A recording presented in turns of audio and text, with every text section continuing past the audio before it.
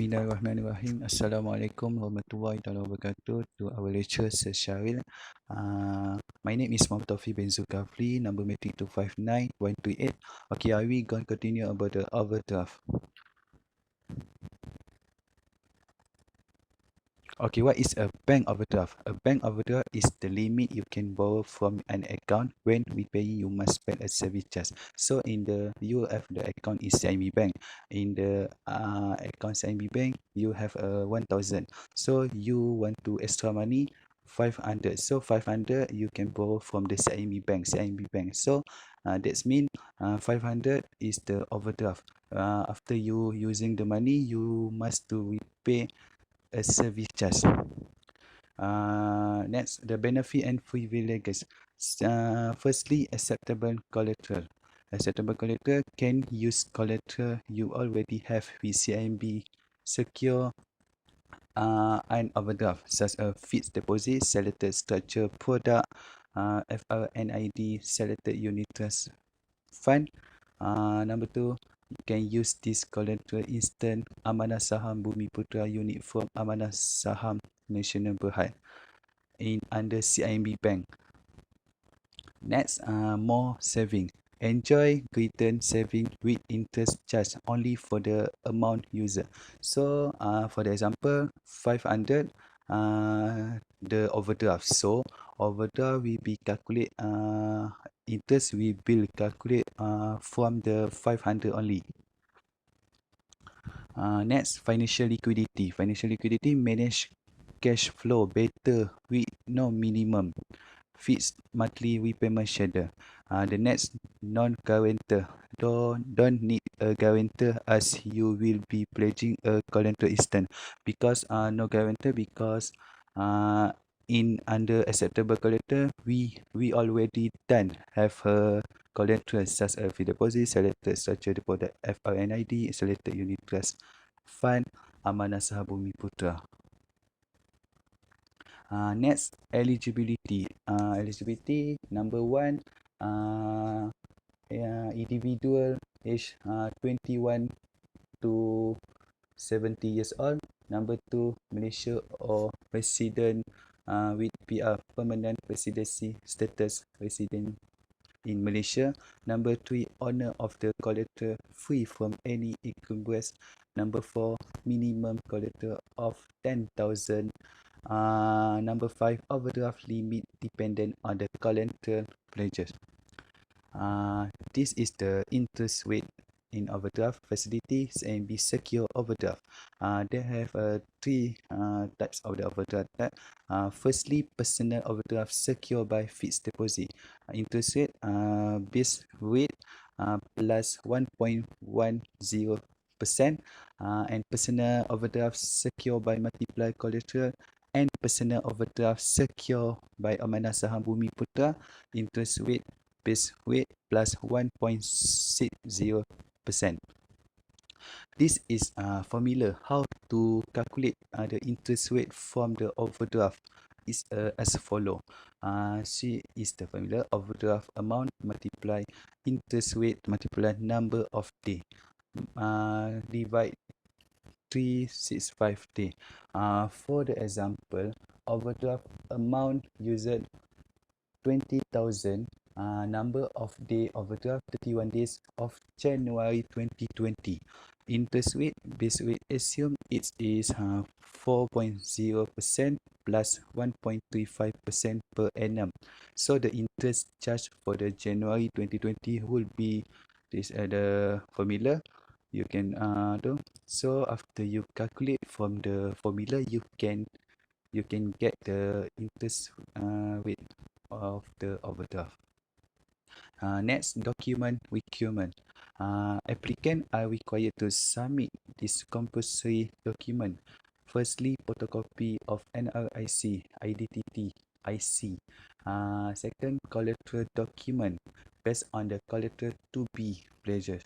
The third, income document. In other income document have a three: salary earned, latest 1 month, 3 month payslip, or latest EPF statement with minimum 6 months.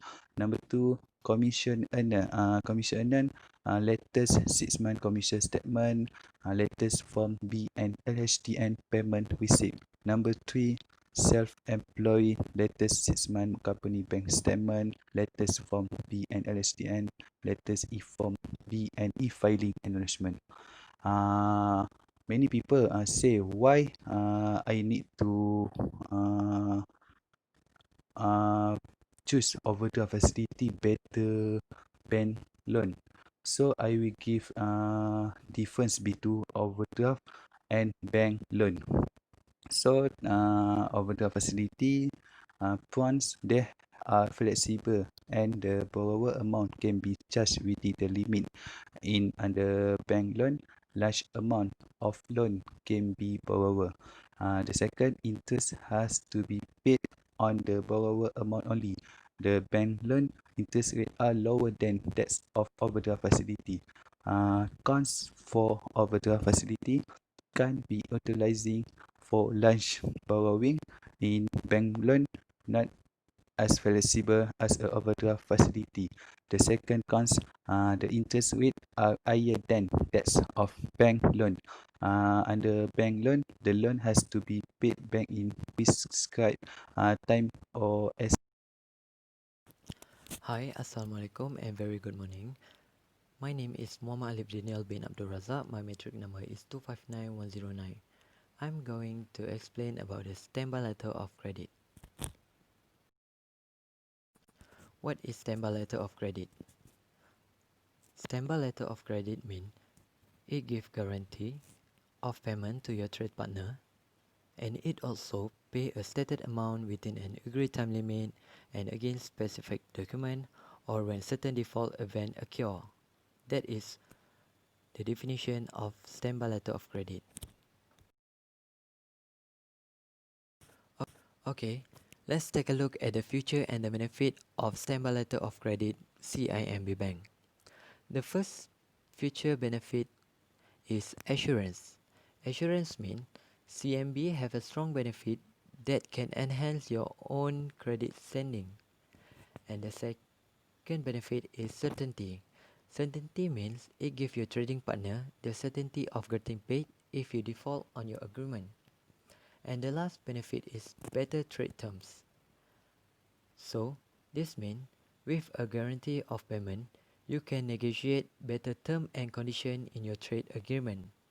That's it for the feature and the benefit of standby letter of credit of CIM. Okay, let's take a look at the eligibility. Who can apply for standby letter of credit? Standby letter of credit is applicable for all customers with a standby letter of credit requirement of CIMB Bank. This means everyone that has fulfilled the requirement can apply the standby letter of credit to the CIMB Bank. Thank you. Let's take a look at the last part of standby letter of credit, which is the fee and charges. There are several products and services that have different fee and charges, which is the first one is issuance and amendment involving increase in amount and or extension of expiry date. The fees and charge for this one is 0.1% per month or part thereof minimum 100 ringgit. The second is amendment others. The fees and charge for this one is 50 ringgit flat, and the next one is acceptance. The fees and charge for acceptance is 0.1% per month or part of minimum 100 ringgit. Beside that, cancellation prior to expiry date, the fees and charge is 100 ringgit flat. And the last one is document discrepancy fee, which is the fee and charge is Ringgit Malaysia denominated documentary credit 50 ringgit flat, FCY denominated documentary credit USD 50 flat or equivalents. The cutoff time for transaction to be processed is Monday to Friday, 4 p.m. same day. It is estimated that fund will be credited by the receiving bank on the next business day.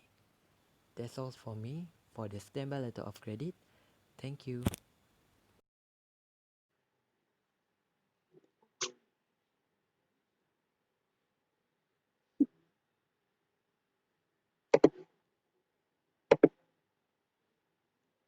Assalamualaikum warahmatullahi wabarakatuh. My name is Ani Shahira binti Roslin. Metric number 264807. I'm going to present about trust receipt facility in international finance and trade. This is an example. This is an example of trust receipt. Okay.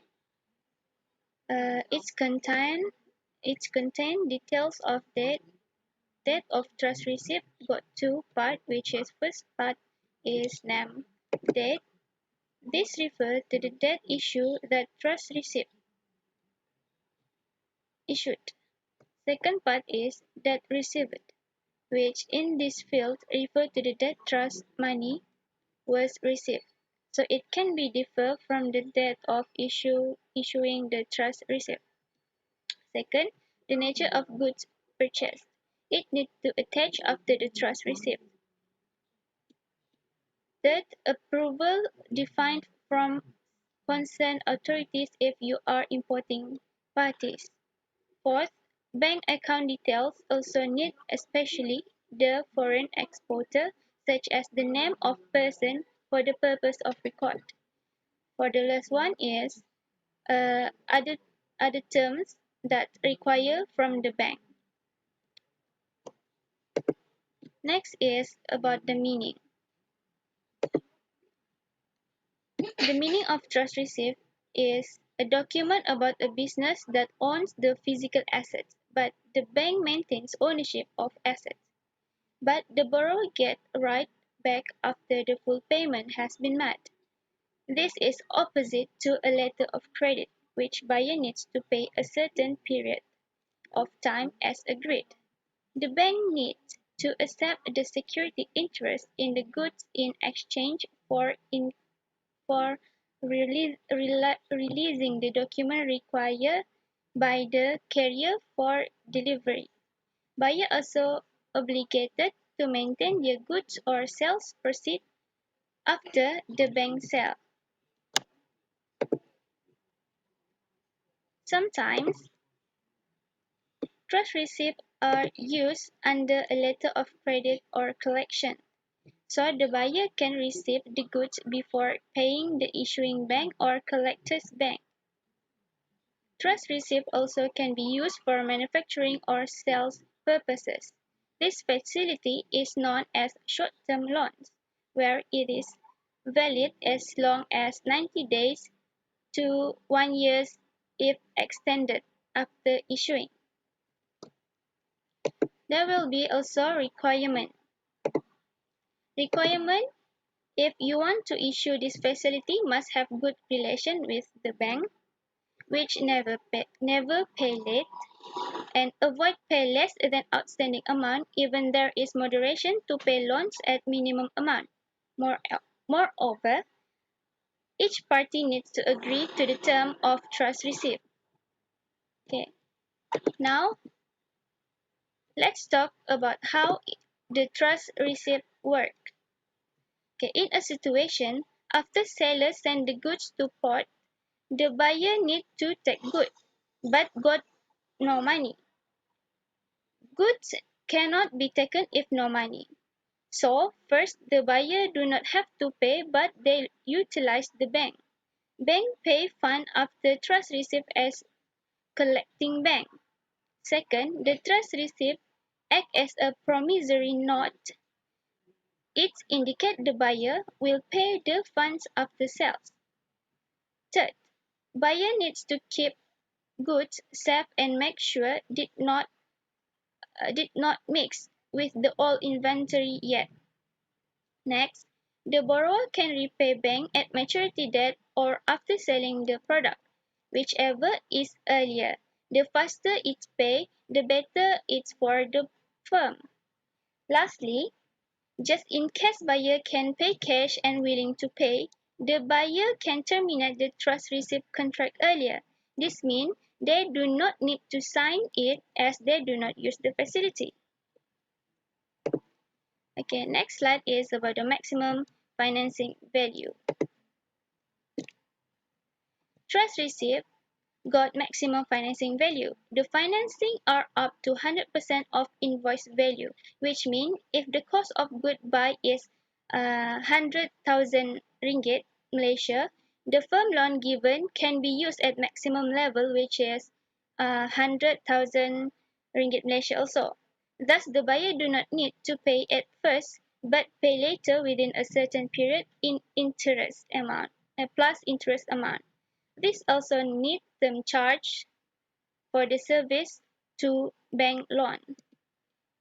Okay, next is about eligibility. It is applicable for all buyers which dealing in domestic purchase and import. Okay, based on our bank, which is CIMB Group Holding Berhad, trust receipt facility got fee and charges. Every trust receipt is counted as per letter of credit. It's also available till the payment available till 4 p.m. as Monday to Friday.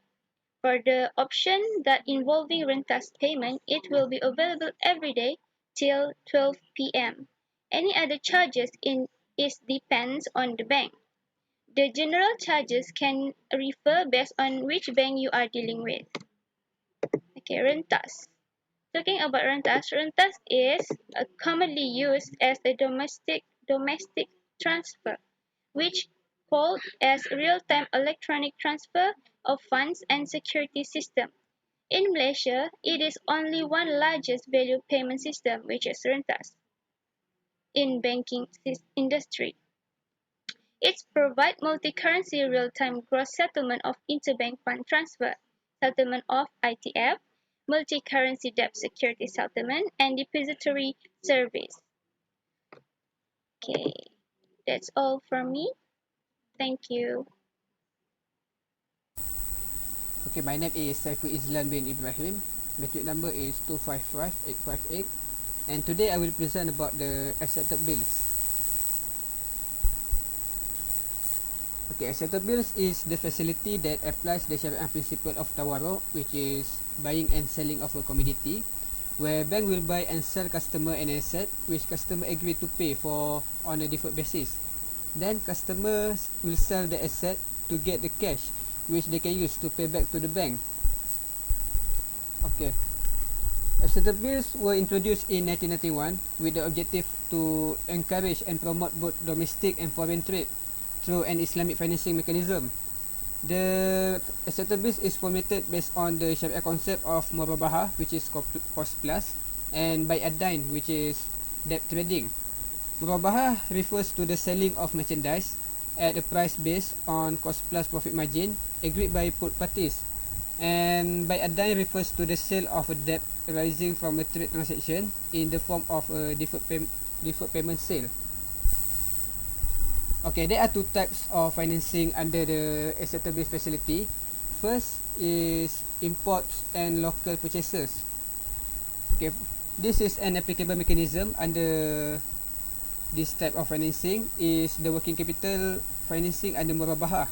Under this concept, the bank appoints customer as a purchasing agent for the bank. Then the customer will purchase the goods from the seller on behalf of the bank, which would then pay the seller and resell the goods to the customer at a price inclusive of a profit margin. The customer is allowed a deferred payment term up to 365 days. Upon maturity of murabaha, the customer should pay the bank with the cost of goods, the bank profit margin. The sale of goods by the bank to the customer on a deferred payment term constitute the creation of debt. The debt is securitized in the form of bill of exchange drawn by the bank and accepted by customer for the full amount of the bank selling price payable at maturity.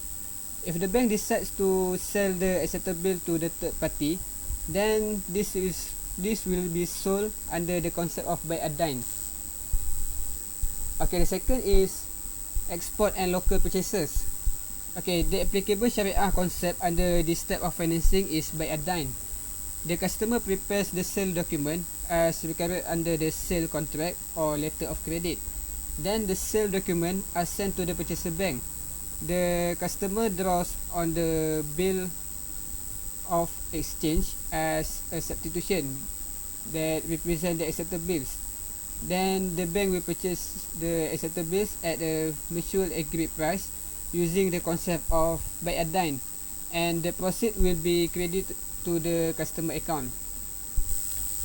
Okay, for the feeders and benefit, cost effectiveness, accepted bills is negotiable in secondary market, so they are more cost effective means in financing of ringgit Malaysia. Okay, for the eligibility, accepted bills is applicable for the domestic and foreign buyers and sellers. And for the paperwork, accepted bills requires only minimal documentation like invoice and transport documentation. Okay, for the procedure for the creation of accepted bills, first, an acceptance financing facility is arranged by a bank. Then the required documentary evidence of trade is present to the bank for the purpose of drawing and accepted bills on the bank. And once the bank is satisfied that the document in order and accepted bills complies with the term of the accepted bills facility and all applicable condition for the creation of accepted bills specified in this guideline, there are two cases. First case is in the case of accepted bill purchase. The bank shall draw and accepted bills to be accepted by the purchaser or importer, while the other case is the case of accepted bill sale.